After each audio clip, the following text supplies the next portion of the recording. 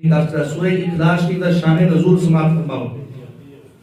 مشرکین نبی پاک علیہ السلام کو راہ کرتے ہیں یا رسول اللہ صلی اللہ تعالی علیہ وسلم تسی جے ایک واحد اس الہ دی گل کردے ہو توحید دی گل کردے ہو سان دسو تے صحیح او جس رب دا تسی ذکر کردے ہو اور جس رب دا سان کول کلمہ پڑھواندے ہو سان اے تے دسو او رب او دی تعریف کی او کون ہے او دا تعارف پیش کرو. کیا او رب کے باپ کس دا بیٹا کس دا نسب ہوتا کی کیا وہ سونے دا بنے یا چاندی دا بنے یا درے منصور دے علامہ جلال الدین سیوطی شافعی نے اے شان نزول کیا بھائی وہ رب دا کوئی تعارف تے پیش کرو اور رب کون ہے.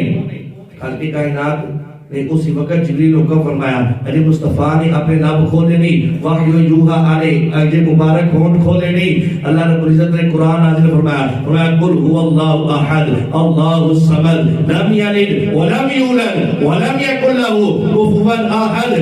یا رسول اللہ انہاں مشرکین نوں دس دیو کہ او واحد رب ہے او کلا الہ ہے اللہ الصمد بے پرواہ ہے بے نیاز ہے لم یلد ولم یولد بھائی او کسی جو پیدا نہیں ہویا نہ او دے وچوں کوئی پیدا ہویا ہے ولم یکن له کفوا احد او دے جوڑ دا بھی کوئی نہیں ہے. چھوٹی جی صورت کے اندر اللہ رب العزت نے اپنی وحدانیت کو بھی بیان کر دیتا اپنی سمدیت کو بھی بیان کر دیتا اپنی لا والدیت کو بھی بیان کر دیتا لا ولدیت کو بھی بیان کیتا لا کوفیت کو بھی بیان کر دیتا. دس دیتا لوگوں او کلا الہ ہے اس نام دا رل بھی کوئی نہیں سکتا ہے. اچھا بندہ کسی نال رل سکتا ہے کئی طریقے تو یا تے عادات حساب نال رل سکتا ہے عقلی طور تے یا نوعی طور تے منطق دے لحاظ سے سمجھا جائے. بھائی خالق کائنات نے تو فرمایا هو اللہ احد او اکیلا ہے تے ایک کو عددی طور تے بھی نفی ہو گئی سبحان اللہ یعنی ایک ہی ہے نوعی طور تے بھی نفی ہوگی او اللہ ایک ہی ہے.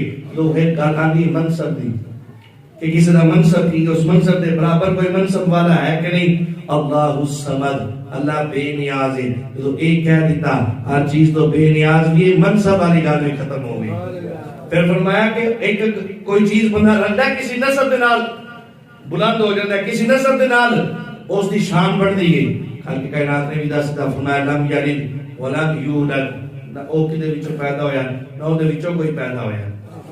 منصب والی نفی ہوگی نوعی طور پہ بھی نفی ہوگی عددی طور پہ بھی نفی ہوگی منصب کے طور پہ بھی نفی ہوگی.